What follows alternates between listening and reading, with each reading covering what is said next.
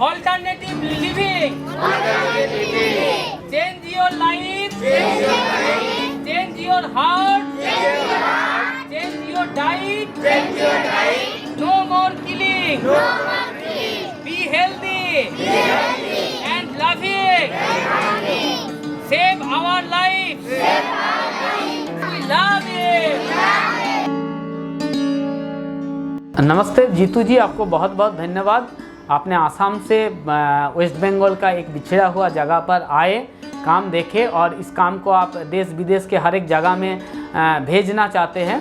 तो मेरे तरफ से बहुत ही आपको शुभकामना रहा कि आप बहुत अच्छे काम कर रहे हैं। देखिए, जब से लॉकडाउन आया है, हेल्थ के ऊपर जैसे लॉकडाउन का बहुत बड़ा इफ़ेक्ट फैला है, ऐसे ही एडुकेशन के ऊपर भी इसका बहुत बड़ा इफ़ेक्ट फैला है।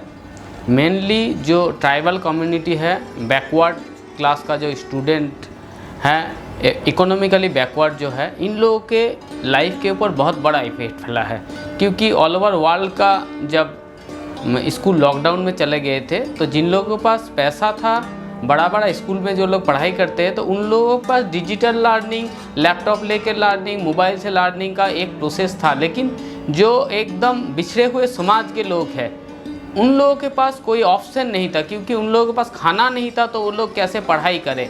तो उस टाइम पर मैंने देखा कि बच्चे लोग इधर उधर घूम रहे हैं, कोई बेल चरा रहा है, तो कोई पुकुर में सातार काट रहा है, कोई पेड़ के ऊपर चढ़ा है। फिर मैंने जब उन लोगों के मामी डैडी से बात किया, तो वो लोग बोला, सर अभी तो मतलब टोटली लॉकडाउन है, खाना नहीं है घर में, जॉब चला गया है, तो कहाँ से हम लोग किताब वगैरह, बुक वगैरह या एक्सरसाइज पेन, पेंसिल ये सब खरीदे, कहाँ से मतलब लैपटॉप खरीदे, कैसे पढ़ाए। तो फिर मैंने बोला ठीक है, हम पढ़ाएंगे उन लोगों को। और जो गवर्नमेंट का प्रोटोकॉल था कि आप कोई बंद घर के अंदर पढ़ाई नहीं करा सकते, स्कूल में पढ़ाई नहीं करा सकते, सोशल डिस्टेंसिंग मेंटेन करना है, मास्क पहनना है, तो इसीलिए मैं रास्ते के ऊपर ही पढ़ाना शुरू कर दिया। क्योंकि रास्ते के ऊपर पढ़ाने से गवर्नमेंट का जो नॉर्म था वो वायलेट नहीं हो रहा था और रास्ता बहुत ही बड़ा था, तो सोशल डिस्टेंसिंग मेंटेन करना बहुत आसान हो जाता है। और साथ साथ स्टूडेंट लोग उसके घर के बगल में ही पढ़ाई कर रहे हैं। हम लोग जानते हैं जो कोरोना का जो डिजीज़ है बाहर से आता है, अगर बाहर से कोई नहीं आएगा तो ये कोरोना डिजीज़ नहीं आएगा। मैंने क्या किया, एक एक मोहल्ला का जितना भी स्टूडेंट है, 10, 20, 15, ये स्टूडेंट को लेके उस मोहल्ला में ही पढ़ाना शुरू कर दिया। पहले दिन जब मैं रास्ते के ऊपर पढ़ाया, सिर्फ 2 स्टूडेंट मेरे पास आए, लेकिन अगले दिन ही वो बढ़कर 7 हो गया और धीरे धीरे स्टूडेंट जुड़ते गया, 50 स्टूडेंट हो गए, 100 स्टूडेंट हो गया। तब मैंने अलग अलग मोहल्ला में जाकर अलग अलग, एक मोहल्ला का जो स्टूडेंट है उसको दूसरा मोहल्ला में हम आने नहीं देते।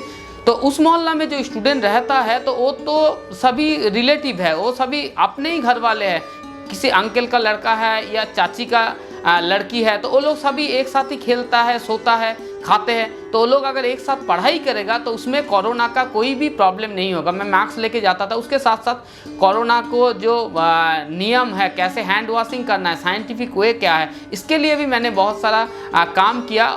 तो आदिवासी लोगों का जो मिट्टी का दीवार था, वहीं पर ही मैंने पेंट बना दिए, ब्लैक बोर्ड बना दिया। तो वो बनाने से क्या हुआ, ब्लैक बोर्ड एक डिस्टेंस मेंटेन करके बनाया गया, सोशल डिस्टेंसिंग मेंटेन हो गया।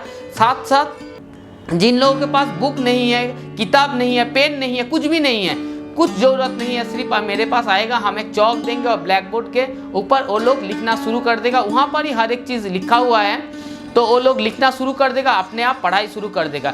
और एक जो मेरे पास बहुत बड़ा प्रॉब्लम था, 2-4 स्टूडेंट को पढ़ाना तो सहज होता है रास्ते के ऊपर, लेकिन जब आप 100 स्टूडेंट को पढ़ाएंगे तो कौन स्टूडेंट लिख रहा है, कौन क्या पढ़ रहा है, इसको आइडेंटिफाई करना बहुत ही टफ हो जाता है। जब वो उसका किताब पर लिखता है, वहाँ पर हम खड़ा है, लेकिन 100 वाला जहाँ पर बच्चा बहुत दूर बैठा है, अगर वो भी कुछ गलत लिखेगा, ब्लैक बोर्ड बड़ा है, वहाँ पर बड़ा बड़ा लिखा जाता है, कुछ भी गलत होगा तो मुझे तुरंत पता चल जाएगा। तो मैं उसका करीब जाऊँगा, उसके पास जाऊँगा और उसको समझा दूंगा कि नहीं, यहाँ पर ये गलती हो रहा है, तुम ऐसे इसको करो। कि जब भी मतलब कोरोना था, लोगों के अंदर पर डर था कि क्या होगा, क्या नहीं होगा, किसी को कुछ पता नहीं था।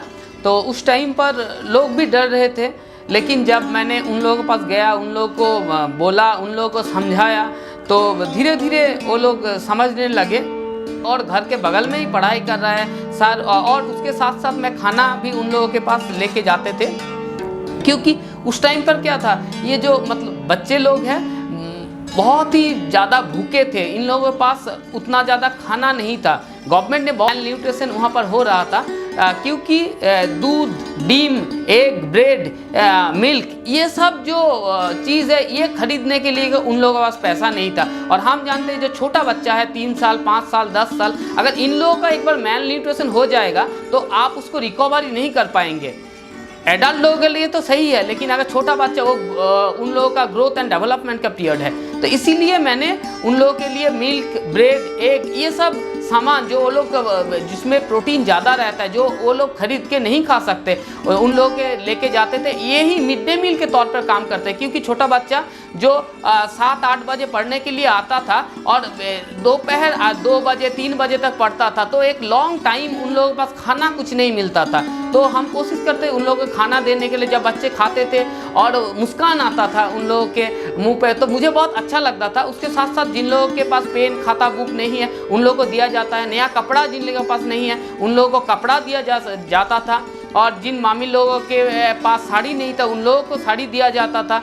जब विंटर सीजन था, लोग मतलब ठंड के मारे एकदम काहिल हो गया था, तो उस टाइम पर उन लोगों को कंबल दिया गया था। तो धीरे धीरे लोग देखने लगे कि नहीं सर जो काम कर रहे हैं ये अच्छा हो रहा है, ये हम लोगों का फेवर में कर रहे हैं। तो फिर लोगों ने धीरे धीरे विश्वास करना शुरू किया।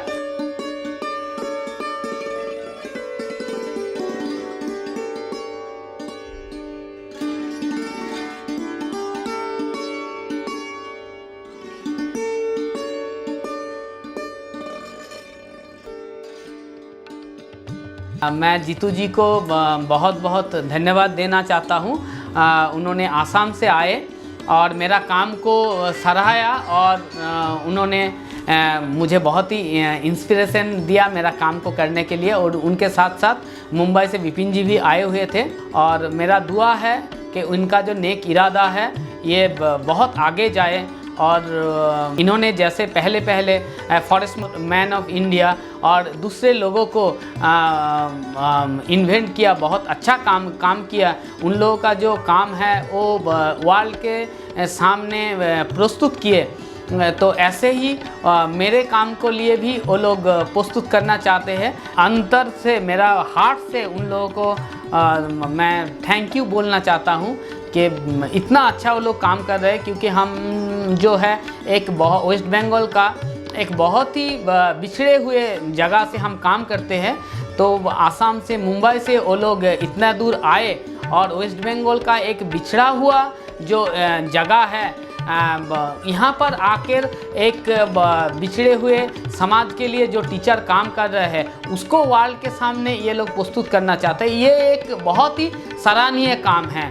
तो बहुत बहुत धन्यवाद आप लोगों को।